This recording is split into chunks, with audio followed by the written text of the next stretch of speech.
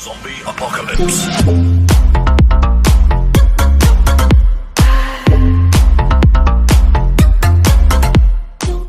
Belakang yang buat saya gemetar di sini, mohon maaf saya bicara di depan.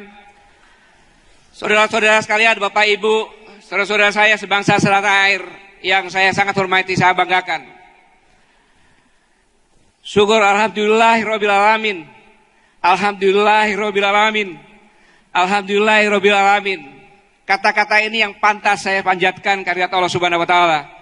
Karena saya bisa berdiri di sini di hadapan para pejuang, para kesatria, para patriot Indonesia.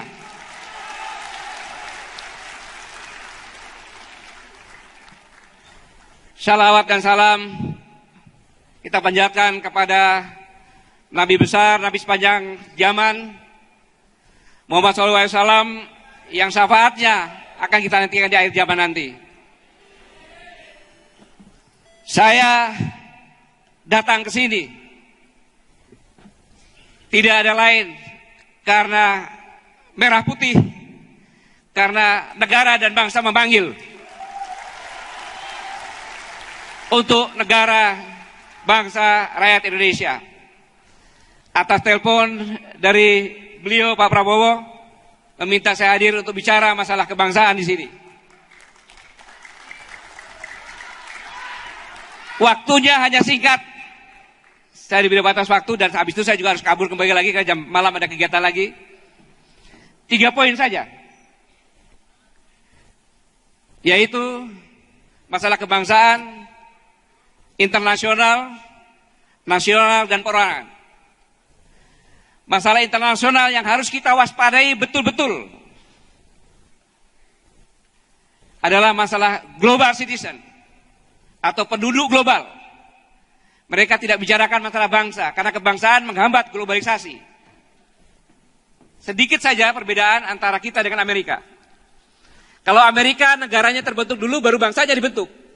Tapi kalau Indonesia bangsa dulu ada baru negara terbentuk. Dan ini bisa hilang dengan global citizen tadi. Karena siapapun bisa masuk ke negara lain, bisa menjadi penduduk lain, penduduk negara lain. Yang penting punya uang dan punya izin. Contoh singkat. Daerah Jawa Timur, Kepanjen lah. Dibuat super blok di sana. Dibuat mall, perumahan elit.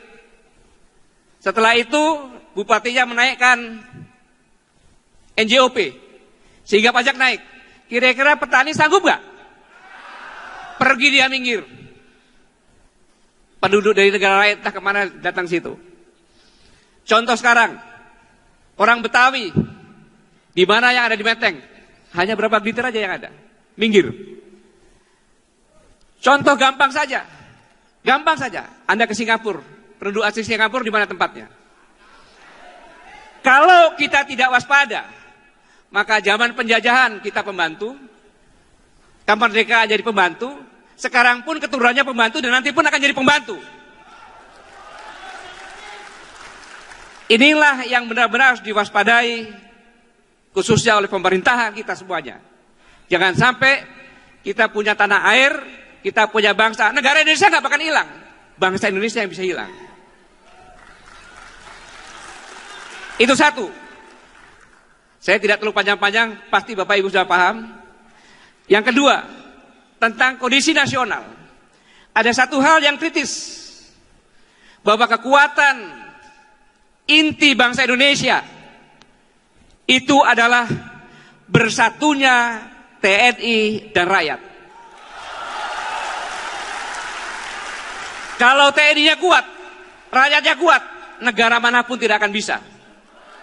Sudah terbukti, di kota ini sudah terbukti.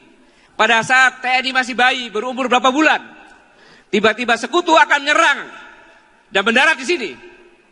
Karena rakyatnya, TNI-nya bersatu, maka senjata termodern kalah dengan bambu runcing di tempat ini. Saat ini yang kritis adalah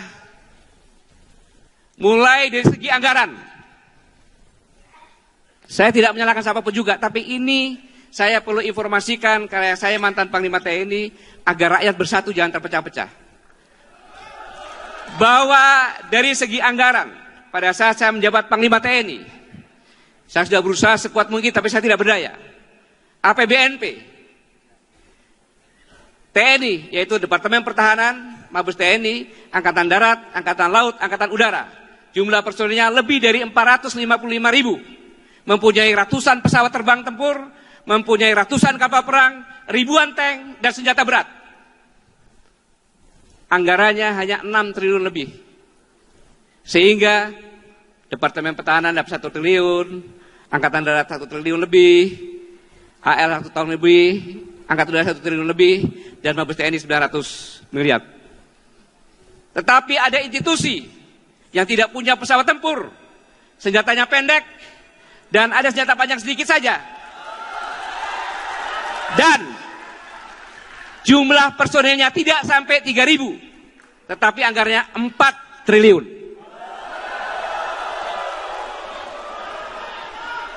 Dan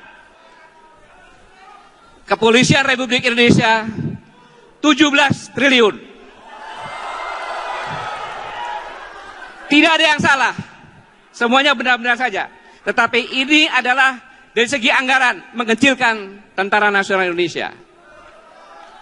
Selanjutnya, yang paling penting bagi tentara adalah moralitas dan semangat juangnya. Ini pun dipaprasin. Begitu saya turun, maka semua yang terbaik dicabut. Kepala Badan Intelijen Strategis, Majen TNI Ilyas, dialah yang menyelesaikan Poso. Silakan diskusi dengan siapapun, siapa yang menyelesaikan Poso. Tetapi dicopot sampai dengan sekarang tanpa jabatan. Termasuk Direktur A, Komandan Satuan Tugas Intelijen yang membongkar senjata, sekarang pun copot tanpa jabatan. Investasi sumber daya manusia di TNI itu adalah jabatan-jabatan tersebut. Panglima Divisi Infanteri 1, Panglima Divisi Infanteri 2, dicopot sampai dengan sekarang tanpa jabatan. Komandan Jenderal Kopassus, masuk Pangdam 13 Merdeka, dicopot sampai sekarang tidak ada jabatan. Dan saya tidak salah menyebutkan orang-orang yang bermasalah menempati jabatan-jabatan strategis. Yang paling penting adalah setiap prajurit bertanya, apa tolak ukur keberhasilan? Padahal prajurit bukan itu yang dicari. Tidak bisa menghadirkan TNI dengan cara itu. Karena setiap prajurit TNI, termasuk punawirawan yang ada di sini, dalam hati nuraninya, dalam pikirannya, bukan mencari harta dan jabatan. Tetapi setiap prajurit TNI yang dicari adalah kapan dan bagaimana supaya saya bisa jadi pahlawan. Tidak mungkin bisa dikerdilkan. Oh, rakyatnya saja berusaha untuk jadi pahlawan di sini, buktinya kok. Apalagi TNI-nya. Demikian juga polisi sama. Jangan melihat polisi itu jelek, tidak. Brimob, polisi-polisi yang di lapangan bersama-sama dengan masyarakat, sama, mereka juga pengabdian.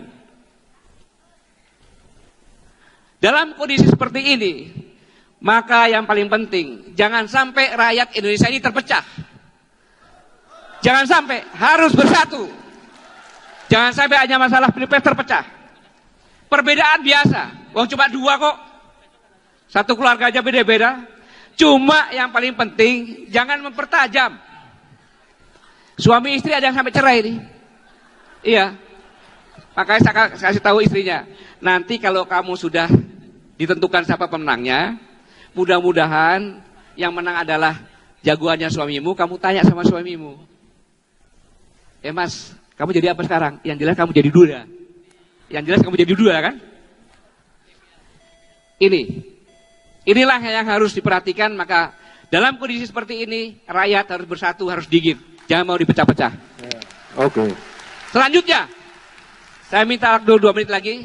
Untuk perorangan. Untuk perorangan. Ada sebuah hikayat. Pada saat Nabi Ibrahim dibakar oleh Raja Namrud. Ada burung pipit terbang, menyiram air 2 tetes, 1 tetes, bolak-balik. Cicak tertawa. Hahaha, burung pipit, kamu hanya meneteskan air. Mana bisa memadamkan api yang berkobar begitu besar. Burung pipit menjawab, wahai cicak, aku sadar bahwa aku tidak bisa memadamkan api yang besar ini. Tetapi aku takut, aku sangat takut apabila aku melihat makhluk kesayangan Allah dijolimi dan aku tidak berbuat apa-apa. Allah tidak melihat apa yang aku hasilkan, tapi Allah melihat apa yang aku lakukan. Jadi, saya ingatkan, satu suara milik siapapun juga, pertanggungjawaban kepada Allah Subhanahu wa taala. Jangan disia-siakan. Allah tidak melihat, walaupun satu suara tidak merubah takdir, tetapi Allah melihat apa niat Anda semuanya untuk memilih. Semoga kita semua yang ada di sini, siapapun juga yang menyaksikan. Selanjutnya dari para pakar kita,